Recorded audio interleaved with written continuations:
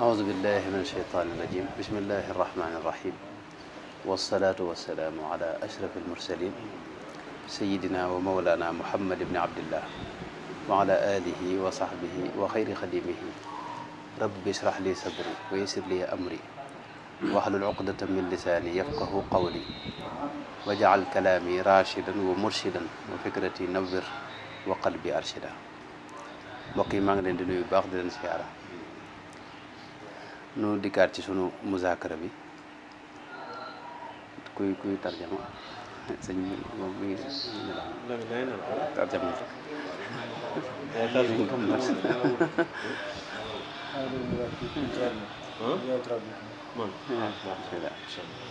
bismillah. Alhamdulillah, il a salué, le chef vient de saluer toute l'assemblée. Et aussi, il dit que donc on revient à notre Mouzakara comme on l'avait fait la dernière fois. noo ngi doon wax ne kat kenn ku ne ci noonu jot na mu defar digganteem ak boromam tabaraka wa taala defar sa diggante sa borom nag aaje na jihaad moo tax suñu borom ci alxuraan xam nga mu nuy digal ne maanaam wa jahidu fillahi xaqa jihaad yi mboolem ay yi wax ci jihaad te wàccoon Makka xam nga boobu digdeeguñ xeex ak ngànnaay booba jihaadu nafs lañ ci yëngu mais walladina jahadu fiina la nahdiyannahum subulana al mujahadatu fillahi bokkut ak jihaadul qitaal xam nga ak wa jahidhum bihi jihaadan kabiran dégg nga loolu ay xeeti jihaad la yoo xam ne bokkuñu ak jihaadu qitaal bu ko defee lii nuy dox itam nga xam ne génnut dégg nga laabire ci yoonu yàlla loolu ba tey ci wàllu jihaad la ndax yonte bi waxoon na ne afdalul jihaadi kalimatu xaqin afdalul jihaadi kalimatu xaqin. Le chef dit que tout un chacun de nous essaie de raffermir ses liens entre lui et son Seigneur Allah subhanahu wa ta'ala. Et le moyen le plus rapide pour accéder pour raffermir ces liens-là, en fait, c'est la djihad. Il dit que là, en fait, dans le Coran, Allah subhanahu wa ta'ala, il parle beaucoup de djihad. وَجَاهِدُوا فِي اللَّهِ حَقَّ جِهَادٍ. Mais ça, en fait, les versets de djihad qui sont descendus à la Mecque, c'était pas des versets pour le qital. C'était des versets qui revenaient en fait aux personnes en fait, de leur manière de faire des efforts pour aller vers Allah. وَالَّذِينَ جَاهَدُوا فِينَا. Avec tous ces versets-là, ça revient, c'était pour motiver les gens à raffermir le lien entre eux et Allah subhanahu wa ta'ala. Donc il dit que la méthode la meilleure, c'est de faire le djihad al-nafs pour raffermir les liens entre nous et Allah subhanahu wa ta'ala.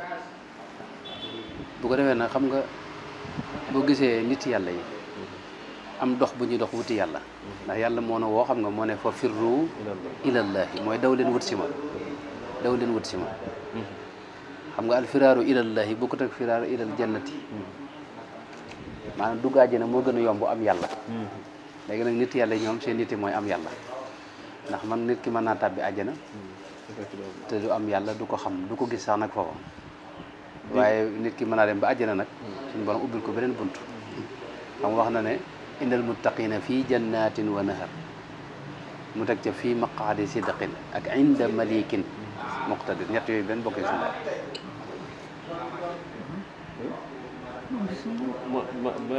nga baal waa ji neexul tëb-tëbam li mu bàyyi ko moom booy wax day déet waay day sant ni li mu wax dafa am solo déet waay déet waay kon léegi nan def baat par baat waaw bismillah. Il dit qu'en fait les élus d'Allah subhanahu wa ta'ala, ils avaient un cheminement, une manière de cheminer pour aller vers Allah subhanahu wa ta'ala. Parce que c'est Allah même qui a dit wa fafirru ila Allah. Il dit le fait de fuir, de courir, aller vers Allah, c'est différent de courir, aller vers le paradis. Parce qu'il dit que une personne, celui qui a Allah, il a forcément le paradis. Mais on peut avoir le paradis sans pour autant avoir Allah subhanahu wa ta'ala. Et il dit qu'en fait, les hommes d'Allah, eux, ils marchent, ils courent vers Allah subhanahu wa ta'ala. Donc ils avaient une méthodologie, ils avaient une manière qui est peut-être incompréhensible ou pas, mais ils avaient une manière de marcher vers Allah subhanahu wa ta'ala. C'est en résumé ce qu'il a. Il avait dit un autre truc aussi. À la fin, là, في مقعد الصدق. Ah, il a... waaw maanaam xam nga innal muttaqina fii jannatin loolu ay alxuraan daa bëri maanaa am na maanaa moo xam ne moom la ñëpp firi waaye mas na cee dégg itam yeneen di maanaa yoo xam ne yàlla koy baaxee gaa ñi mu koy baaxee maanaam aaya boobu xam nga da nga ci dégg ne fii jannatin wa nahar am na ñoo xam ne foofu la ñuy tàbbi nekk ca àjjana ja ak xéewal ya lekk ya ak naan ya Il dit que, en fait, dans le verset, Allah il dit les croyants seront dans le paradis. Ils seront dans des jardins et des rivières. Parce que c'est-à-dire, ce sera là-bas leur descente. am ñoo xam ne nekk fii maqaadi sidqin Et d'autres, Allah il dit, fi maq'adi sidqin. Ouais, ça c'est une autre partie. Il y a certains qui l'interprètent comme ça. am ñu nekk nag inda malikin muqtadir Et il y a d'autres qui sont avec leur Seigneur. Donc c'est trois catégories. Ceux qui descendent dans les jardins, ceux qui sont dans le maq'adi sidqin et ceux qui sont inda malikin muqtadir. loolu nit yàlla yi dañ koy tuddee ñetti xeeti àjjana jannatul ixtisaas ak jannatul ak wirasa ak janna boo xam ni ñetti xeet am nañu ñetti xeet àjjana yu ñuy wax waaye ci loolu moo ko xaw a misaal. Il dit qu'en fait, c'est basé sur ça, les savants, les hommes de Dieu, ils disent que donc c'est trois catégories de paradis. Jannatul Ikhtisas et le Jannatul Viras, en fait, celui qu'on héritier, et l'autre étape, en fait, l'autre Jannah. Donc ils ont catégorisé ces trois Jannah par rapport à ça. C'est quoi l'autre Jannah? Il n'a pas dit. C'est celui qui est tu es avec Allah. Il l'a dit. Bismillah. léegi nag kon loolu moo doon li ñu tàmbali woon mooy fexe ba jéem a xam tuuti ci nit yàlla yi fañ jaar ba am yàlla. Il dit que c'est ça qu'on avait commencé, c'est d'essayer de comprendre comment est-ce que les élus d'Allah, sur quel chemin ils sont passés jusqu'à atteindre en fait ce niveau d'épreuve.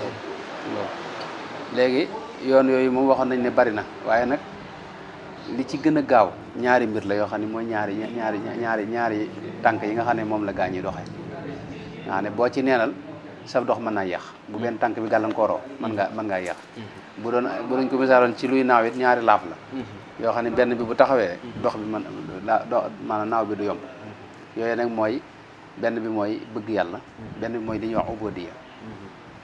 Il dit que donc en fait c'est ce qu'on avait énuméré la dernière fois, que en fait le chemin, il y a plusieurs chemins pour aller vers Allah subhanahu wa ta'ala, mais le chemin le plus rapide est composé de deux choses. Si c'est quelque chose qui marche, on dit c'est deux pieds. Si l'un est cassé, donc ça arrive sur le bac. Si c'est quelque chose qui vole, on dira deux ailes. Si l'une des ailes est brisée aussi, on ne pourra pas voler. Il dit que ces deux-là, l'une c'est l'amour et la passion qu'on a pour Allah subhanahu wa ta'ala, et l'autre c'est l'adoration, ou bien la soumission, l'esclavage. keroog waxtaan nañ lu bari ci wàllu mahabba mooy bëgg yàlla ak naka ngay def bu bëgg yàlla.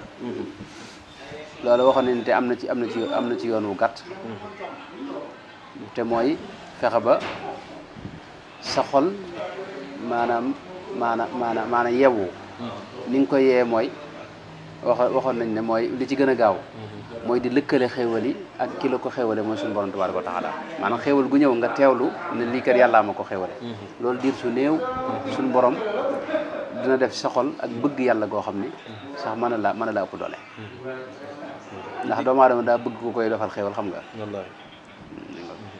Dit que la dernière fois, hubbul khayri la shadid.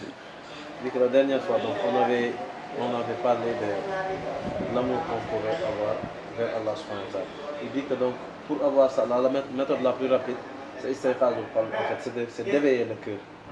On réveille notre cœur vis-à-vis de tout ce que Allah subhanahu wa ta'ala nous donne comme ni'ma, comme des bienfaits. Parce qu'il dit qu'en fait, à chaque fois qu'on rattache les bienfaits au bienfaiteur, ça nous pousse à faire le shukr. On se rapproche plus d'Allah et on a plus l'amour d'Allah subhanahu wa ta'ala. Parce qu'il dit que naturellement, l'être humain veut qu'on lui fasse des bonnes choses, des bienfaits. Donc, quand la personne arrive à rattacher ces bienfaits-là à celui qui le lui fait, ça renforce son amour vis-à-vis d'Allah subhanahu wa ta'ala. li ci jiitu mooy nga xam ne yàlla yow da la bëgg. yow jaam bi. En premier lieu, c'est de savoir que Allah subhanahu wa ta'ala il t'aime. ndax bëgg gi la bëgg moo tax nga feeñ ci dund ki xéwal gi njëkk mooy feeñ gi nga feeñ ndax mën nga bañ a am xam nga. Il dit que en fait c'est l'amour qu'Allah subhanahu wa ta'ala porte sur toi, que tu as une existence, que tu as eu une existence dans cette vie, parce que tu pouvais ne pas exister sur cette terre. ñaareel ba bi nga amee itam teewul mu di la waxtu wu ne mu lay yónnee ay xéwal. Deuxièmement, bien que tu aies quelque chose, Allah subhanahu wa ta'ala ne cesse de te rajouter des bienfaits et des xéwal. xéwal yooyu keroog wax nañ ci lu bare bari waaye bokk na ci itam ci alxuraanu karim mu nga xamal ne allahu latifun bi ibadihi inna allaha la raufun binnaasi la raufun rahim ñu ko waxee. Il dit que parmi ses bienfaits, en fait, on en a énuméré plusieurs la dernière fois, mais Allah subhanahu wa ta'ala, il a dit dans le Coran que Allah latifun bi ibadihi, et dans un autre verset Allah subhanahu wa ta'ala il dit que inna allaha binnas la raufun. xamal na itam ne yéen doomu aadama yi bi ngeen feeñee maanaam ci seen maam Adama bi ngeen feeñee dama wax malayka yëpp nañ ñëw jox leen cër su jootal leen léegi nag ka bañoon muy iblis dama ko dàq ngir yéen léegi nag ngeen wëlbatiku yéen moom toppi kooka man bàyyi ma fi afa tattaxidunahu wa durriyatahu awliyaa min duni wa hum lakum adu bisa lizalimina badala. Il dit que parmi en fait les bienfaits qu'Allah subhanahu wa ta'ala il nous a fait, quand il nous a fait exister de par notre arrière-grand-père Adam alayhi salatu wassalam, il a incité tout le monde à faire le sujoud devant lui. En fait ça c'était un honneur que Allah subhanahu wa ta'ala il nous faisait. Et il n'y a qu'un seul celui qui a refusé de faire cette sajda, Allah subhanahu wa ta'ala par honneur pour l'être humain a chassé celui-là. Et il dit que maintenant, en fait, on lui tourne le dos, lui qui nous avait fait honneur de notre existence, pour suivre celui qui l'a chassé. وإذ قلنا للملائكة اسجدوا لآدم فسجدوا إلا إبليس كان من الجن ففسق عن أمر ربه أفتتخذونه وذريته أولياء من دوني وهم لكم عدو بئس للظالمين بدلا. ay boo koy jàng faaw nga am kersa ndax suñu borom danoo teral wala qad karramna bani aadama daa teral doomu aadama yëmul ci loolu ruux gi ne ci doomu aadama bokkut ak ruux gi ne ci yeneen yi wa nafaxtu fiihi min ruuxi wax ne itam danoo tabax ci ñaari loxom ci waxin te yi ci des yëpp ci xëy na ci beneen loxo wala wala ci kun rek la leen tabaxee bi yadayya. Donc il dit que Allah subhanahu wa ta'ala il nous a donné, il nous a gratifié, il nous a élevé, parce que en fait, quand Iblis a refusé, il l'a chassé par honneur pour le fils d'Adam. Et par ailleurs, Allah subhanahu wa ta'ala, il a fait que, c'est-à-dire nous, notre âme, l'âme qu'il a insufflée, il dit qu'en fait il a créé l'être humain d'un âme qu'il a insufflé lui.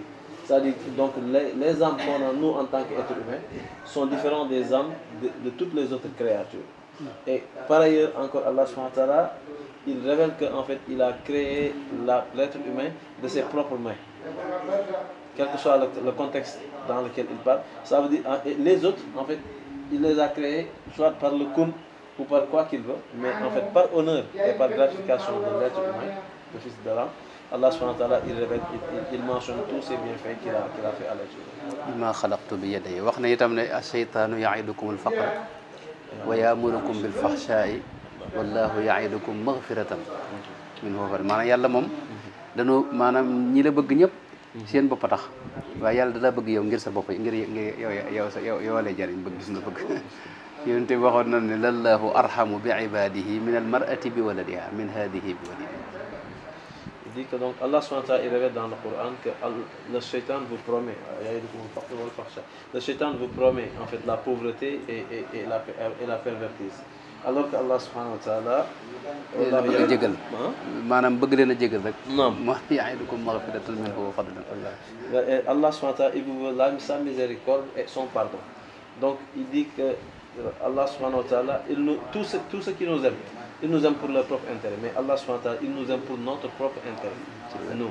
Et de ce fait, Allah subhanahu wa ta'ala, donc il est le meilleur. Rasul il a dit que Allah est plus miséricordieux envers son esclave qu'une femme envers son bébé. waaw kon nag loolu maanaam boo koy teewlu bu yàggee faw nga bëgg yàlla jooju yàlla ji nga xam ne yow ni mu la yërëme moo raw ni la sa ndey yërëme Il dit que si on met tout ça en avant tout le temps, c'est-à-dire il faut qu'à un moment donné, on arrive à avoir l'amour d'Allah subhanahu wa ta'ala, celui-là même qui nous aime plus que notre propre mère nous aime. te moom mosulaa bàyyi maanaam bi nga juddoo ba léegi xéewal goo am rek moo la ko yónnee. Et il ne t'a jamais abandonné parce que tous les bienfaits dont tu profites, c'est lui-même qui te le pourvoit.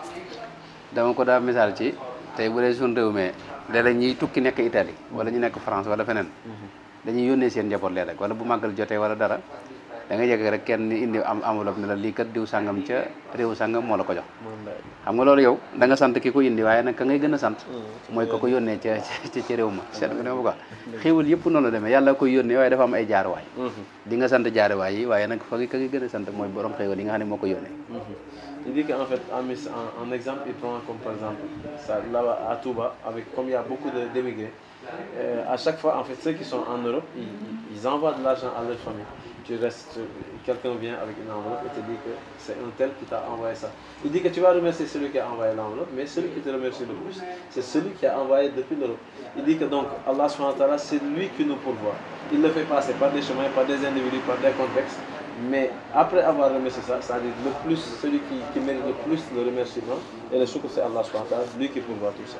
Rasulullah sallallahu alayhi wa sallam dara wax ne sallallahu alayhi wa sallam dara wax ne nee na mi ngi ci xadis bi ngi ci Buxaari ak Muslim nee na waa ji nga xam ne dafa yor ay bagaasam def ko ci gileem di dox ci àll bi ba ci digg Manding ma nee na mu wàcc di faj aajo gileem gi daw ak bagage yi nee na mu wër a mënta fexe ba gis ko ba mu yàgg mu ne daal naa toog fii ci ron garab gi ma tëdd fi ba ma faatoo muy sama bàmmeel nee na fi mu tëdd di xaar dee rek ne xenet yem ci gileem gi ak bagage yi nee na mu bëgg ba nekk allahumma anta abdi wa ana rabbuk yàlla yow sama jaam bi man sa borom maa ngi lay sant nee na noonu waa ji bëggee yàlla koy gën a bëgg saa yooyu ñëwee toog fi moom ne ko jéggal ma.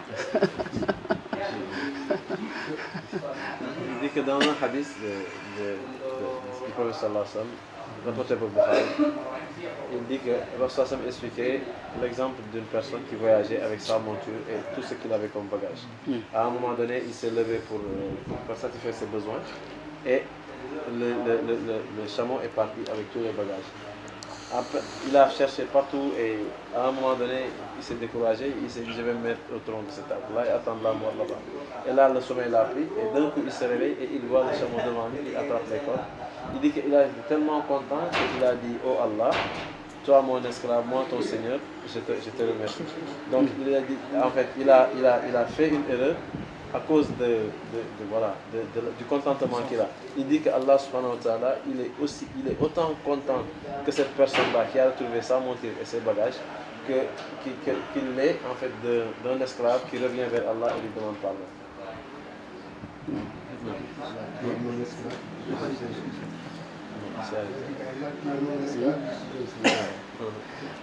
kon loolu moom lañ njëkkoon wax mooy laaf bi jiitu tànk bi jiitu mooy doxee ci bëgg yàlla nag des koy jëmbat ci xol la ci jiitu mooy lëkkale xéewal yi ak borom xéewal yi xéewal gu ne waxoon nañ keroog xéewal yu bare bari nelaw xéewal la te da ngay tëdd rek di wëlbatikoat jekk gis ne nekkoo fi boo noppaloo ba noppal nga gis ne delsi nga yi ci des yëpp itam noonu la mel léegi loolu nag kon maanaam ku ci sax diir bu néew da maanaam bëgg yàlla mën la yomb léegi loolu xam naa bëgg yàlla danañ ci dellusiwaat waaye dañuy ñëwaat ci beneen tànk bi mooy boo diya boobu moom mooy li mënta ñàkk moom nga ne fi ne mahabba kese bu fekkoon moom nga am taxagut nga mën a dox benn jéego mën nañ ne ubudiyya mooy tànkum day jor bi moom nga xam ne mooy li nga xam ne bu fekkoon moom kese nga am mën ngaa dox sax ay akus néew waaye bu fekkoon tey maanaam amoo ko te am mahabba kese sa dox du sotti. Il dit qu'en fait, la dernière fois, on avait énuméré donc, que c'était 2 pieds. Le premier pied, ce sont les bienfaits dont on parle, c'est ce qui amène la proximité et l'amour d'Allah subhanahu wa ta'ala. Il dit que ça, c'est l'un des pieds. Mais, c'est-à-dire, comme on ne va pas se concentrer sur ce pied-là, il dit on va en revenir. Mais aujourd'hui, on va prendre en fait l'autre pied qu'on devrait même compter comme le pied droit. Parce qu'il dit que l'amour seulement d'Allah, c'est-à-dire, si on n'a que ce seul pied-là, on ne peut même pas marcher. Mais peut-être qu'avec même la soumission, c'est l'esclavage, peut-être qu'on peut marcher quelque part. Donc on devrait considérer la soumission là par le pied droit et l'amour d'Allah subhanahu wa ta'ala par le pied gauche. Et on va développer aujourd'hui en fait ce qui concerne le ubudiyya. léegi ubudiyya nag buñ koy tënk gàttal gi mooy yëg gi nga yëg ci sa biir na yow da ngaa ñàkk da ngaa lot da ngaa réer da ngaa doyadi maanaam xamoo amoo mënoo daal maanaam loolu dund gi nga koy dund sa biir yëg gi nga koy yëg loolu mooy ubudiyya.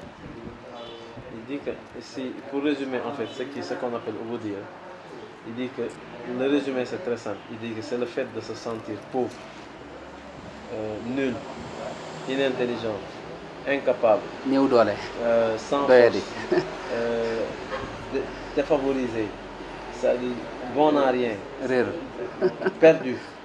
Il dit que tout ça, en fait, toutes ces déficiences-là, le fait de sentir ça au fond de son cœur, dans soi-même, il dit que c'est ce qui résume l'ubudiyya. maanaam safaane yii muy wax nag yàlla ko jagoo maanaam yow yaay faqir yàlla mooy alxani yow yaay addalil yàlla mooy alaziz yow yaay addaif yàlla mooy alqawi yow yaay mooy aljahil yàlla mooy alalimu bi kulli shay alalimu alxabir. Il dit qu'en fait maintenant tout ce qu'on a énuméré là comme déficience, le contraire c'est ce que Allah possède. C'est-à-dire nous on prend toutes les déficiences vers nous et la possession ça va vers Allah subhanahu wa ta'ala. Donc c'est toi le perdu, c'est Allah le guideur. C'est toi le pauvre, c'est Allah subhanahu wa ta'ala le riche. C'est toi le désœuvré ou bien le rabaissé, c'est Allah subhanahu wa ta'ala le haut. C'est toi l'égaré, c'est Allah subhanahu wa ta'ala, l'ignorant du moins. Et Allah subhanahu wa ta'ala il a une connaissance sur toutes les choses. fi ne ubudiyya nag leen am na ci mooy secret dox ci jëm ci yàlla maanaam fi ne tey yàlla mayam yi bala mu la ci jox dara maanaam da nga wéral meloy ubudiyya ci sa jëmm ak sa xol maanaam yëpp bu wér ne yow wax dëgg yàlla amoo mënoo da nga tële itam te da nga xamoo itam loo mën a xamit doo yëg ne xam nga dara loolu li feeg wérul ci yow maanaam mënoo bokk ci nit yàlla yi mënoo bokk ci gaañi yàlla yi mu soppal boom ak ñim jegal boom misaal mi mooy la mu waxoon ca jaamam boobee abdan min ibadina loolu dañu ubudiyya la jiite doo ko wax ne abdan min ibadina aataynaahu rahmatan min indina maanaam yàlla bu la joxe ubudiyya itam da la jox rahma yërmande doog laa jox nag mayam yee nag wa allamnaahu min ladunna ilm seet nga loolu bismillah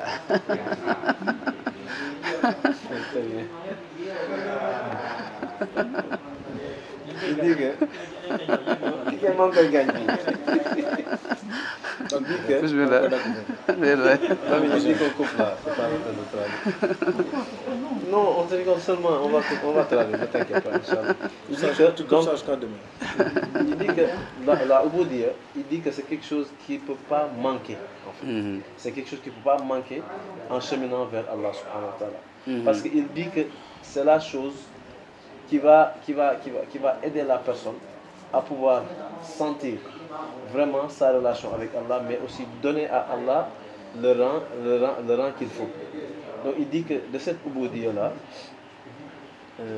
maanaam ubudiyya mooy tax mbooleem li yàlla jox gaa yi baax parce bunt qu'il bi dit mooy qu'Allah ubudiyya subhanahu wa ta'ala, il ne donne pas gratuitement.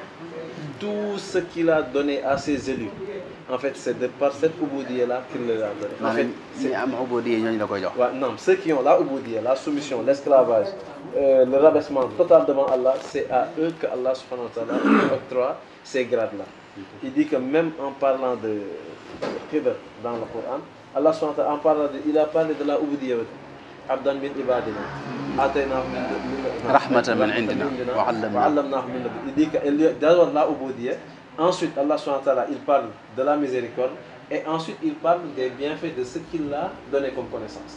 Mais il a mis en devant le comportement de cette personne en tant qu'un esclave d'Allah subhanahu wa ta'ala. wala yi foo ko fekk day dund ubudiyya googu maanaam du yëg ne am na dara mbaa xam na dara mbaa mën na dara mbaa doon na dara waaye itam day am maanaam yàlla bokk na ci la mu koy njëkk a joxe mooy yërmande jooju nga xam ne day ëmmal yërmande ñëpp mooy gën a yërëm nit ñi sax seen i ndey yi leen jur yàlla doo ko jox nag yeneen i xam-xam ak yeneen i mbir yoo xam ne moom yërmande la ci doxe. Il dit que les awliya, à chaque fois que tu les trouves, c'est-à-dire tu vois que c'est une personne qui se considère du fond du cœur qu'il n'a rien, qu'il peut rien, qu'il connaît rien et qu'il n'est rien du tout. Et de ces sifat-là qu'il a, Et tu trouveras aussi que c'est une personne tellement miséricordieuse que, en fait, il a plus de rahma vers les gens que leur propre mère. Et après cela, Allah lui enseigne ce qu'il lui a enseigné. Mais tout le temps, tu trouves ces sifat-là en fait, de rabaissement, de miséricorde, et ensuite Allah subhanahu wa ta'ala lui octroie ce qu'il lui octroie comme service.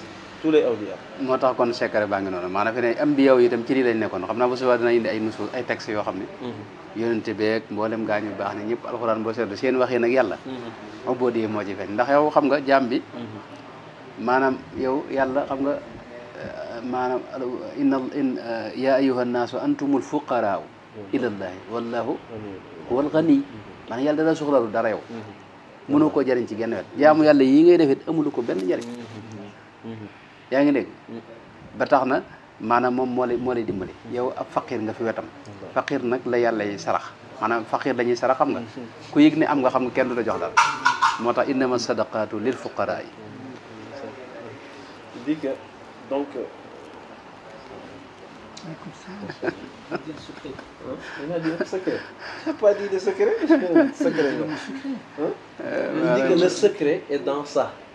C'est-à-dire le secret de tous les élus d'Allah, il dit que c'est dans la Ubudiyya.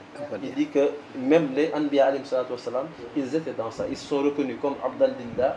Ensuite vient ce qui vient après. Donc il dit que Inch'Allah, dans la prochaine assise, il va donner tous les dalils. Il va donner beaucoup de dalils, du moins, des textes par rapport à, en fait, à la soumission des Anbiya, par rapport à la soumission des saints, des élus d'Allah subhanahu wa ta'ala.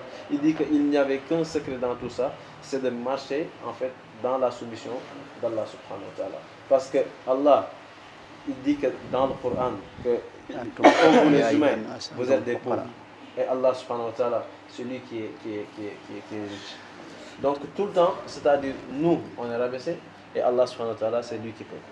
léegi ngir mu leer xam naa foofu la ñuy taxawee waaye fi ne tey maanaam anta yow doomu aadama ci moom aslan yow maanaam ubudiyya da la wër ci wet yëpp fi ne tey xel mii nga yor maa ngi ko doon misaal keroog xel mi nga yor fi ne jàpp ne maanaam xel mi xam nga sàkkoo ko moomoo ko itam indi woo ko itam bi muy ñëw it taggu la te fi ne mën naa xëy suba dem te du la taggu fi ne looy jëfandikoo la waaye moomoo ko nekkul sa loxo itam ndax nit xëy na rek maanaam lam jàngoon ak lam mokk noonu lépp mu xëy fàtteendoo ko ci benn maanaam ñàkk li ñuy wax zakira mémoire loolu day am nga xam ne tey kon moo lay xam ne loolu moom du nekkul sa loxo xam nga.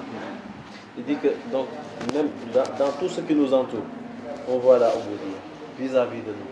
Il dit qu'il avait donné comme exemple la dernière fois l'intelligence, la mémoire du monde. Il dit que maintenant, c'est-à-dire ce qui nous montre que la mémoire, c'est pas nous qui la gérons. C'est-à-dire c'est quelque chose qui nous est venu et c'est quelque chose qui peut partir d'un moment à l'autre. On a vu tellement de gens qui d'un coup avaient des problèmes d'oubli extraordinaires. Il dit que puisque nous ne la maîtrisons pas, tout ce qu'on a appris dans cette mémoire, Allah subhanahu wa ta'ala d'un moment à l'autre peut l'enlever. Donc comme ce n'est pas nous qui l'avons créé, ce n'est ni nous qui l'avons emmené dans la tête. Et on sait quand est-ce que ça sortira de nos têtes. Donc ça suffit largement pour savoir qu'il y a quelqu'un d'autre qui est au-dessus de tout ça et que nous, on n'est rien dans tout ce qui se passe. fi ne wax ji ngay waxit fi ne noo def ba wax fi ne mën na ko expliquer. da ngay yëg ne bëgg ngaa wax gis na gaa yi ngi lay dégg waaye fi ne noo def ba wax fi ne mën na ko expliquer xam nga. Il dit même de par la parole qu'on dit, comment est-ce qu'on arrive à faire sortir des intonations jusqu'à ce que les autres, pourtant ils sont assis, nous on parle, ils nous entendent. Mais personne ne peut expliquer le contexte de pouvoir parler et de sortir des sons. Et ce n'est ni nous qui avons créé ces sons, ce n'est ni nous qui les gérons, et c'est pas nous aussi qui les contrôlons. Mais pourtant on arrive à parler. yow da ngay yëg ne bëgg ngaa wax rek. maanaam gis ne wax jaa ngi ñëw. Il dit que toi tu as juste envie de parler et la parole elle vient. sa loxo bii nii ne boo ko yëkkati xam nga da nga yëg ne bëgg nga koo yëkkati nga gis ne mi nga jóg. Il dit que même ta main quand tu la lèves, tu sens l'intention de vouloir la lever et sur le champ en fait elle se lève. fi ne mën ngaa xëy bëgg koo yëkkati mu lànk. Des fois tu peux te réveiller vouloir le soulever et puis il refuse, il te dit que je me lève pas. maanaam moo la xamal ne kattan gii nekk ci sa biir itam. maanaam yow sosoo ko moo ko fi ne tey looy jëfandikoo la waaye fi ne tey du loo sàkk ndax ba muy ñëw bi ngay nekk gone lépp lañ la koy defal. muy ñëw ndànk-ndànk ba nga nekk ci njobbaxtanul kattan mooy bi nga nekkee waxambaane.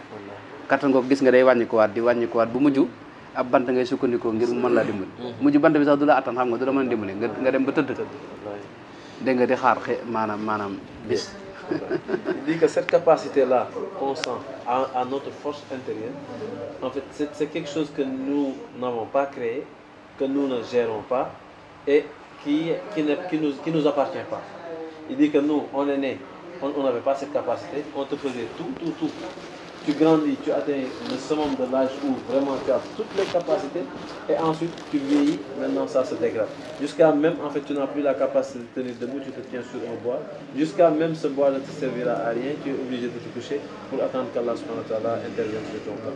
loolu nag booy dox équilibre bi ngay am ak mboolem li sa kàttan yi ne ci sa biir rek man yeeg xam-xam yeeg yëpp noonu la demee. moo tax doomu aadama daal maanaam amul liberté dëgg-dëgg. daa am kuy soppandiku ci moom mi ngi mel ne écran bii rek. nga xam dafa am ay images yoo xam day feeñ ci écran bi ni ma ko doon waxee ci jàkka ji. waaye écran bi maanaam xam nga ne moom image yi juddowut ci biiram. daa am beneen lu fi ñuy wax jihaazu irsaal. jihaaz boo xam ne moo ko yónnee. jihaaz boobu nag tey bu taxawaloon irsaal bi rek fi ne suñu borom moo la yónnee noo gii nii. di la yónnee mboolem kattan yeeg yëpp fi ne tey bu téewoon loxoom ci yow rek nga daal taxaw mi ngi mel ne prise bi bu ko roccoon rek nga taxaw. yumsiku samawati wal arda an tazula wala in zalata in amsakahuma min ahadin ni mu ko waxee. Il dit que donc, c'est-à-dire, nous, nous ne sommes pas les commandeurs de tout ce qui se passe. Il a dit qu'il a donné l'exemple tout à l'heure dans le bayan avec les images. Tu peux voir des images sur l'écran, mais en réalité, les images ne naissent pas de la télé, de l'écran. Il y a un émetteur, il y a des antennes émetteurs en fait, qui envoient le faisceau et maintenant les antennes le captent et la télévision transforme ça en image. Dès qu'on coupe le faisceau, le lien du faisceau, il n'y aura plus d'image sur la télé. Il dit que de la même manière, dès qu'Allah subhanahu wa ta'ala, il coupe ce qui nous fait intervenir systématiquement, c'est comme une prise qu'on branche et d'un coup on la débranche, c'est-à-dire il n'y a plus de fonctionnalité par rapport à ça parce que c'est pas de nous que ça dépend, mais c'est d'Allah subhanahu wa ta'ala. Yumsiku samawati wal arda an tazula. Mais ça tu connais, n'est-ce pas? Oui, mais non, mais il a dit quelque chose sur ça, il n'a pas jeté le verset qu'il connaît. Il a juste dit le verset. maanaam mooy yàlla maanaam yumsiku sa mooy téye lépp. C'est là-bas qui ci loxoom. Ça veut dire que c'est Allah qui détient tout dans sa vie. waaw wala maanaam bu fekkoon nee na maanaam bàyyi na loxoom. keneen mënu ko téewaat. S'il avait laissé, en fait, personne ne pourrait tenir ça. léegi nag maanaa yooyu nag mooy ubudiyya mooy yëg gi nga yëg ne yow ci dëgg-dëgg da ngaa lott. fi ne boo amoon adduna ak li ci biiram itam teewul yow da ngaa ñàkk. maa da ngaa aajowoo suñu borom te mënu ko ñàkk. fi ne seconde par seconde da lay yónnee noo gi ngay noyyu. Il dit que maintenant, en fait, toutes ces manas-là, c'est ça qui nous pousse à la ubudiyya. Le fait de se sentir en fait, vraiment pauvre devant Allah subhanahu wa ta'ala. Parce que si on avait tous les milliards de la terre, en fait, devant Allah, on restera toujours pauvre. Parce que tout ce qu'on a et tout ce dont on produit, ça dépend de lui et c'est lui qui le commande. En ce moment, s'il coupait juste l'oxygène qu'il nous envoyait, une seconde ou bien quelques secondes, ce qu'il nous envoie pour respirer, c'est-à-dire tout ce serait une catastrophe pour nous tous. gis nga commerçant boo xam ne da yore million wala milliard moo si jëkkee fayit xam nga. dellu zéro. loolu gis nañ ko. Il dit qu'on a vu même fois des commerçants qui avaient investi des millions et qui ont fait faillite et ils retournent à zéro, ils n'ont plus rien du tout. waaw moo tax nag foofu la ñuy taxawee mooy sabab yi des koy jëfandikoo. waaye li sabab yi jur yàlla koy sàkk. Il dit que donc c'est là qu'on va s'arrêter. En fait, les asbab, les sabab, les causes, on les utilise, mais ce qui fait des effets sur les causes, ça c'est Allah subhanahu wa ta'ala qui crée ça. ma des naa taxaw foofu wasalaamaaleykum. voilà moom daal.